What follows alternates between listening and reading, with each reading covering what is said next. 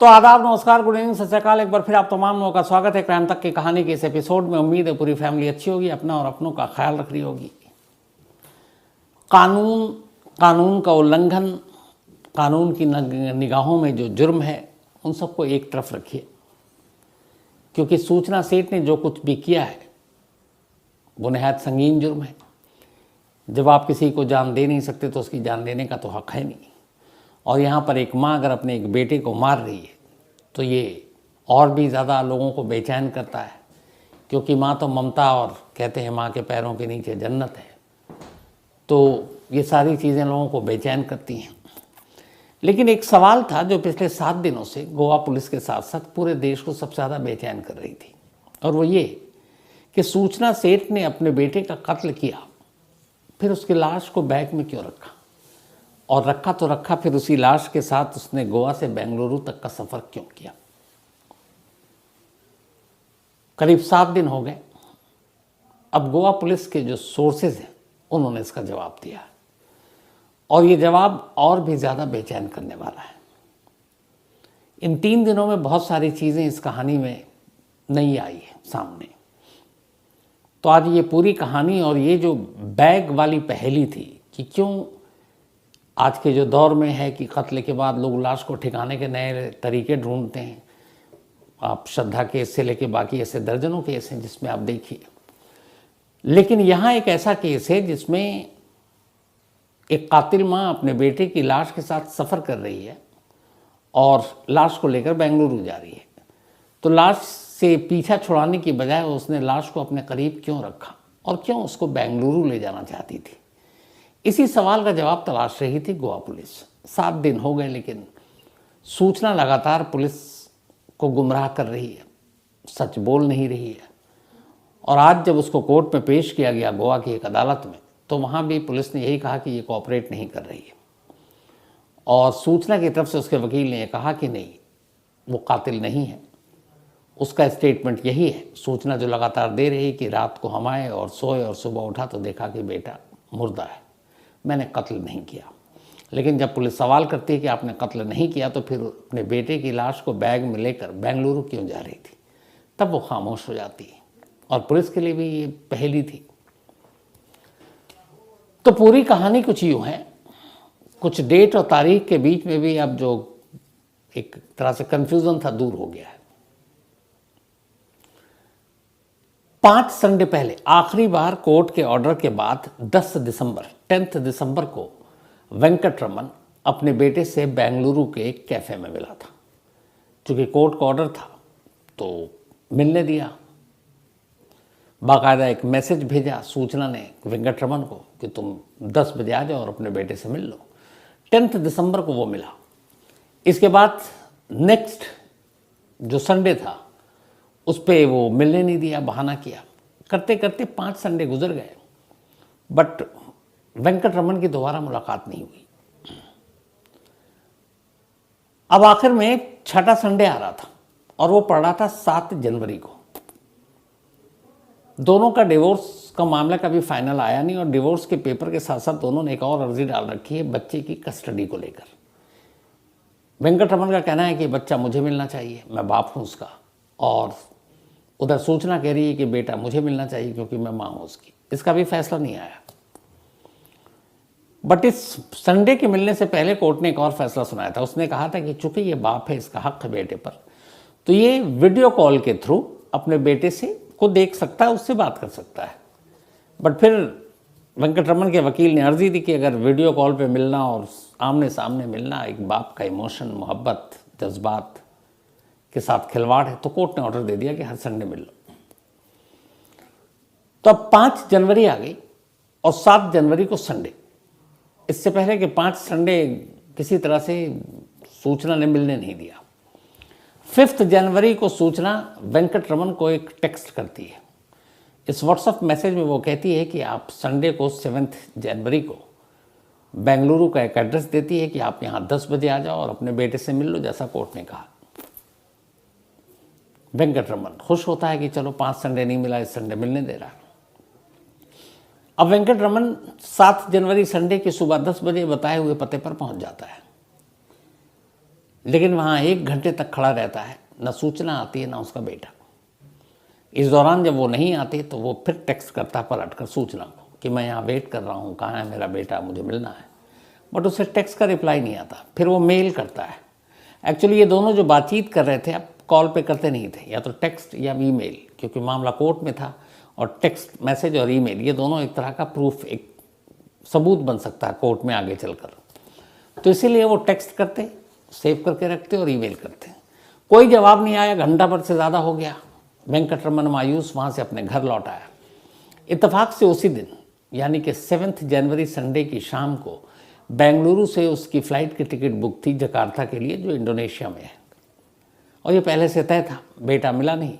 वो शाम की फ़्लाइट पकड़कर इंडोनेशिया चला गया, इस बात से बेखबर कि सूचना अपने बेटे को लेकर 6 जनवरी को ही गोवा पहुंच चुकी है। उसके बारे में उसे कोई जानकारी नहीं थी। अब वो पहुंच गया जकार्ता। इधर सूचना 6 जनवरी को ही पहले से बुक कर चुकी थी, फ़्लाइट की टिकट और इस होटल नॉर्थ गोवा में जो है द सोल बनियान ग्रैंडे।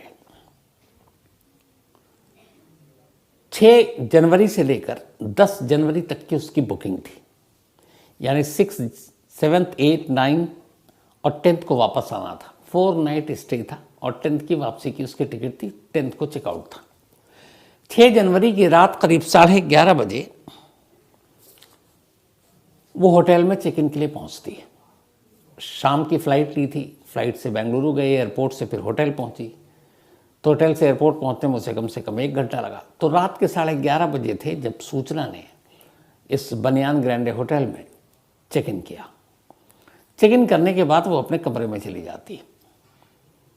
कमरे में जाने के बाद वो और उसका बेटा वहीं थे, और जो गोवा पुलिस के सोर्सेज हैं उनके हिसाब से 11:30 बजे चेक इन किया और उसके मुश्किल से 2 से ढाई घंटे के अंदर, यानी रात करीब 2 बजे के आसपास, उसी रात जिस रात ये होटल में पहुंची, सिर्फ 2-2.5 घंटे बाद इसने अपने बेटे को मार डाला।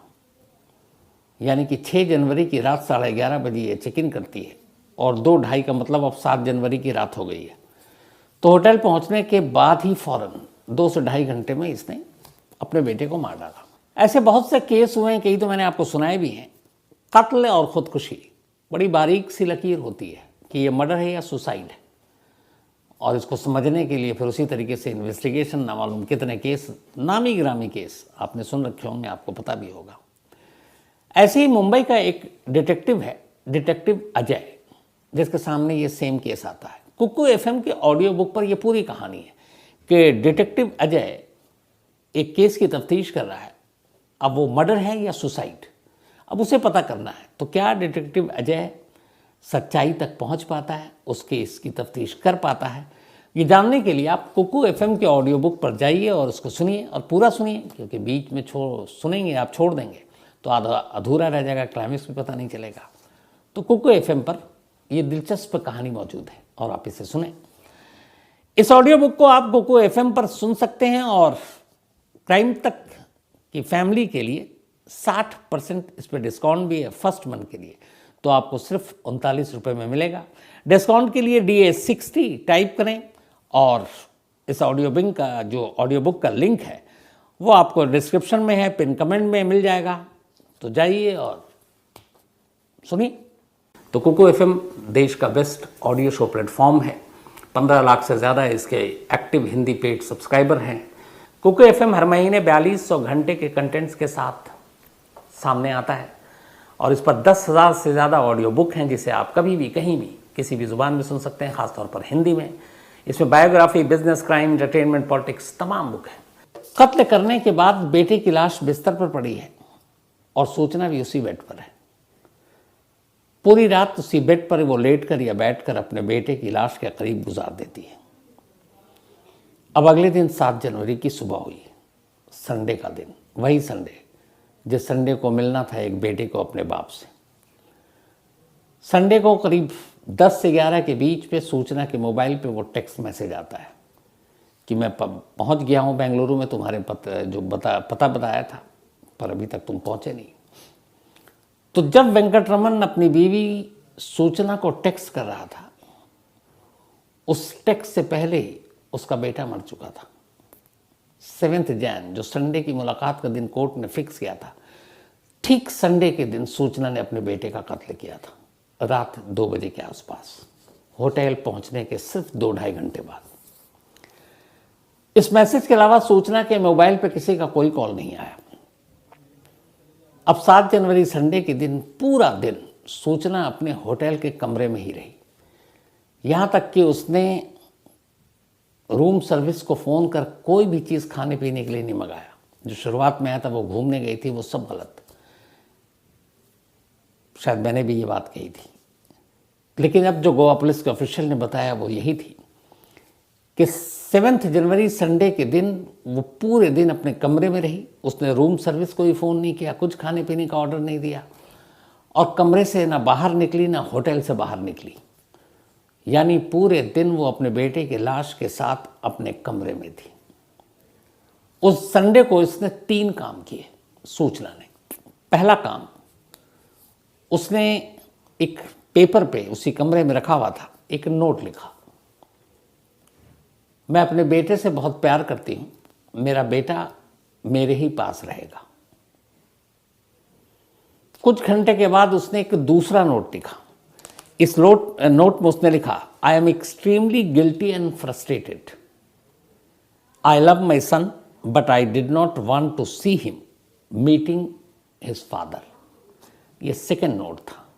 मतलब मैं बहुत ज़्यादा गिल्टी फील कर रही हूँ, फ्रस्ट्रेटेड हूँ, मैं अपने बेटे से प्यार करती हूँ, लेकिन मैं अपने बेटे को उसके बाप से मिलते हुए देख नहीं सकती, न देखना चाहती हूँ।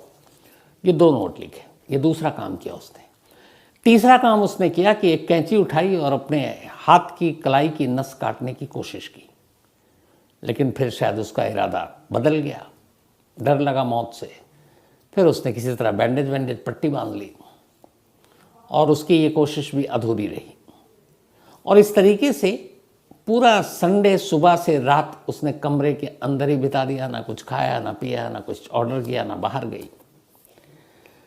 फिर रात करीब 11 बजे पहली बार उसके कमरे से होटल के रिसेप्शन पर एक फ़ोन जाता है लैंडलाइन से, और वो कहती है कि मुझे कुछ अर्जेंट काम आ गया है, कुछ अर्जेंसी है बेंगलुरु में, मुझे यहाँ बुकिंग तो 10 जनवरी तक की है, लेकिन मुझे आज रात ही बेंगलुरु वापस जाना पड़ेगा, तो आप मेरी हेल्प कर दीजिए, इस वक्त फ़्लाइट भी नहीं है, बेंगलुरु के लिए कैब बुक करा दीजिए। आगे की कहानी मैंने आपको बताई थी। जब होटल वाला उसे कंफर्मेशन देता है कि आपकी कैब बुक हो गई है, इसके बाद अब सूचना अपना वही बैग खोलती है। एक ही बैग लेकर वो आई थी। एक हैंड बैग था उसका, जो अमूमन लेडीज़ लेकर चलती हैं, और दूसरा वो बड़ा सा ट्रॉली बैग था। अब वो ट्रॉली बैग को खोलती है, ट्रॉली बैग से सारे कपड़े निकाल देती है, अपने साथ अपने बेटे के कुछ खिलौने भी लेकर आई थी। इसके बाद बड़े प्यार से अपने बेटे की लाश को बिस्तर से उठाकर उस बैग के नीचे रखती है। लाश रखने के बाद वो सबसे पहले अपने बेटे के कुछ खिलौनों को उस लाश के ऊपर रखती है। खिलौने रखने के बाद वो अपने बेटे के कपड़ों को उस खिलौने के ऊपर रखती है। ये तीसरी परत थी। फिर इसके बाद उन कपड़ों के ऊपर जो बचे हुए खिलौने थे उसकी एक लेयर बनाती है, और उन खिलौने के बाद सबसे ऊपर अपने जो कपड़े लेकर आई थी वो रखती है। तो बैग के सबसे नीचे लाश, उस लाश के ऊपर ढका जो है खिलौनों से, फिर उस अपने ही बेटे के कपड़े, फिर उन कपड़ों के ऊपर खिलौने, फिर उन खिलौनों के ऊपर अपने कपड़े, और बैग बंद कर दिया। रेडी हो गई। 12:30 बजे वहाँ से निकली कैब से, और वो आगे चली गई। इसके बाद कैब ड्राइवर और होटल के स्टाफ के थ्रू कैसे उस पर शक हुआ गोवा पुलिस को, ये मैंने आपको बताया ही डिटेल में। अब वो आई मंगला पुलिस स्टेशन पहुँचती है। आई मंगला पुलिस स्टेशन में जब वो हिरासत में हो गई, तब यहाँ की भी कहानी है जो बदल गई है। कहानी यह है कि वहाँ पहुँचने के बाद अब पुलिस वाला कैब ड्राइवर से कहता बैग को नीचे उतारो, क्योंकि वजनी था। अब बैग वो सूचना से ही कहता खोलने के लिए। पुलिस वाला, सूचना शांत थी, फिर भी ऑर्डर तो उसने बैग खोल दिया। जब बैग खोला तो सबसे ऊपर कपड़े थे। पुलिस वालों ने कहा कपड़े हटाओ। सूचना ने ऊपर के सारे कपड़े हटा दिए। जब कपड़े हटाए तो उसके नीचे खिलौने थे। पुलिस वालों ने देखा, उन्होंने कहा खिलौने हटाओ। उन्हें लगा कि शायद गलत शक कर रहे हैं इस पर कि तो कपड़े खिलौने हैं। खिलौने हटाए तो फिर कपड़े थे। पुलिस वालों ने कहा कि इन कपड़ों को हटाओ, उसने फिर हटा दिए। इसके बाद फिर खिलौने थे, पुलिस वालों ने कहा उन खिलौनों को हटा दो। अब आखिरी लेयर कपड़ों का था और उस कपड़े के नीचे थी लाश। पुलिस वालों ने कहा अब इन कपड़ों को हटाओ। पहली बार सूचना रुक गई, उसने उन कपड़ों को नहीं हटाया। पुलिस वाले ने फिर कहा हटाओ, वो नहीं मानी।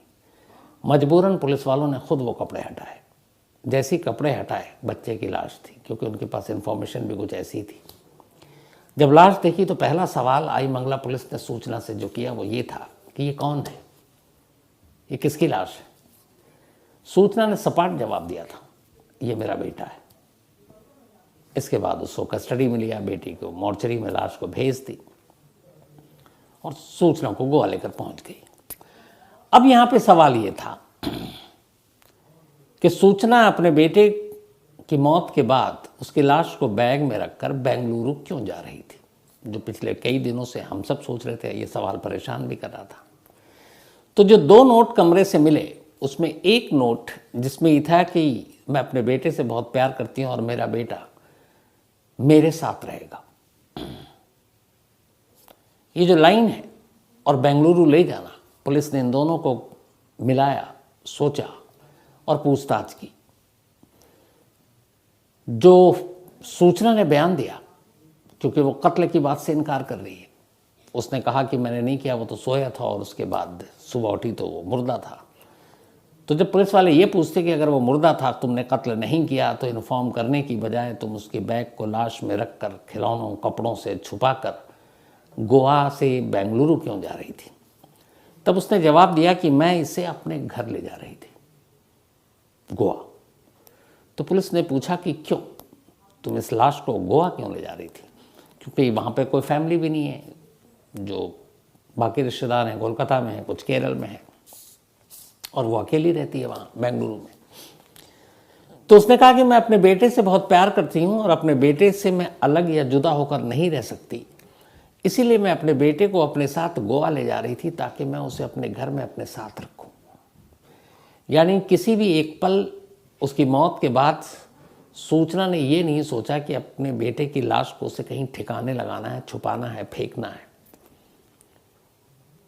उसने बड़े सपाट लफ्ज़ों में कहा कि मैं अपने बेटे की लाश को बेंगलुरु अपने घर अपने साथ लेकर जा रही थी, इसलिए ताकि मेरा बेटा जो है मेरे साथ मेरे घर में रहे।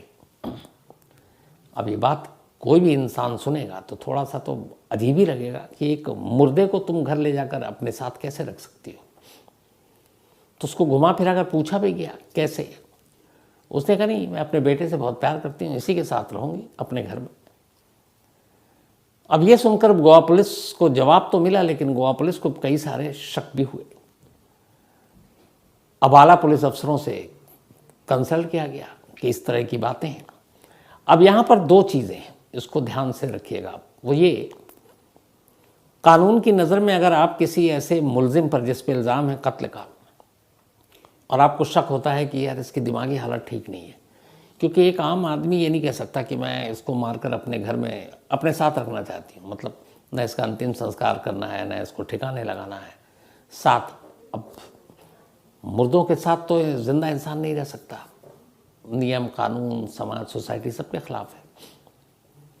लेकिन वो उसका बयान यही था, तो पुलिस को कुछ डाउट हुआ। लेकिन अब पुलिस को ये भी है कि अगर उसकी इन बातों को उसके दिमागी हालत से जोड़ दिया जाए और ये बात उसके वकील तक पहुंचे, या फिर ये है कि वकील ऐसा कोई प्रूफ ही छोड़ दे गोवा पुलिस, तो फिर दिमागी हालत को मद्देनज़र रखते हुए अदालत में केस गोवा पुलिस का हल्का हो जाएगा। अगर दूसरा वकील ये साबित कर दे कि इस सूचना की दिमागी हालत ठीक नहीं है, मेंटल परेशानी है, तो फिर उसे उस कत्ल की वो सज़ा नहीं मिलेगी जो कानून कहता है। तो गोवा पुलिस ये भी नहीं चाहती थी, क्योंकि मालूम है कि ये बहुत होशियार है, पुलिस के दिमाग से खेल रही है। तो गोवा पुलिस ने एक बीच का रास्ता निकाला। गोवा पुलिस ने यह तय किया कि अब जो भी पुलिस पूछताछ होगी सूचना से, उसमें किसी साइकेट्रिस्ट को पास में बिठाया जाएगा, ताकि वो उस इंट्रोगेशन में, उस पूछताछ में पुलिस की हेल्प कर सके, उसके दिमाग को पढ़ने में, समझने में, और उसी हिसाब से वो सवाल जवाब करने में। तो गोवा पुलिस के सोर्सेस का कहना है कि अब सूचना से जो पूछताछ होगी वो साइकेट्रिस्ट की मदद से होगी, उनकी मौजूदगी में होगी। लेकिन इस लाश की पहेली का ये जो सच है कि गोवा में से ले जाकर साथ रखना था, ये बहुत सारे सवाल भी खड़े कर रही है। इसी बीच सैटरडे को ही यानी परसों वेंकट रमन गोवा पहुंचे पहली बार। सूचना के हस्बैंड, जो डिवोर्स का मामला ऑलरेडी चल रहा है, और उस बच्चे के पिता 15 मिनट तक सूचना और वेंकट रमन को पहली बार आमने सामने बिठाया गया गोवा पुलिस की मौजूदगी में। इस इंसिडेंट के बाद जब सूचना को वेंकट रमन ने पहली बार देखा पुलिस कस्टडी में और वो बैठा, तो पहला सवाल वेंकट रमन ने यही पूछा कि तुमने हमारे बच्चे के साथ ये क्यों किया। जो पुलिस ऑफिशियल, उनका कहना है कि उस वक्त भी सूचना ने वेंकट रमन से यही कहा कि इसमें मेरा कोई हाथ नहीं है, मैंने कुछ नहीं किया हमारे बेटे को। वो वही कहती रही कि मैं रात को सोई थी, वो सोया था, उसके बाद सुबह क्या हुआ मुझे पता नहीं। इस 15 मिनट की मुलाकात के दौरान सूचना कई बार फिर झगड़ी भी कि सब कुछ जो हुआ उसके जिम्मेदार तुम। तो पति पत्नी का झगड़ा पुलिस हिरासत में इस इंट्रोगेशन के दौरान भी हुआ। इसी के साथ पुलिस ने आज कोर्ट में पेश भी किया, क्योंकि 5 दिन की कस्टडी थी वो खत्म हो गई। आज कोर्ट में फिर कहा कि चूंकि सपोर्ट कर नहीं रही है पूछताछ में, तो अदालत ने 6 दिन बल्कि 5 दिन की और पुलिस कस्टडी बढ़ा दी है। अब अगले 5 दिनों तक सूचना पुलिस हिरासत में रहेगी और इसके बाद बहुत मुमकिन है कि उसको जुडिशियल कस्टडी में भेज दिया जाए। तो गोवा पुलिस के पास कायदे से इस वीक के एंड तक का वक्त है इन पहेलियों को सुलझाने का, क्योंकि इस वीक के बाद फिर संडे आएगा और ये 8वां संडे होगा। 10 दिसंबर को जब मुलाकात हुई उसके बाद बाकी के संडे मुलाकात नहीं हुई। 7 जनवरी को मिलाने का वादा किया था मैसेज करके, इत्तेफाक से उसी संडे को अपने ही बच्चे को मार डाला। और अब 8वां संडे अगले हफ्ते आएगा और उससे पहले ये पुलिस हिरासत खत्म हो जाएगी। तो इस वक्त सबसे बड़ा सवाल यही है कि क्या इस 8वें संडे के आने से पहले गोवा पुलिस इस कत्ल और लाश के इस सफ़र की पहेली को पूरी तरह से सुलझा पाएगी या नहीं।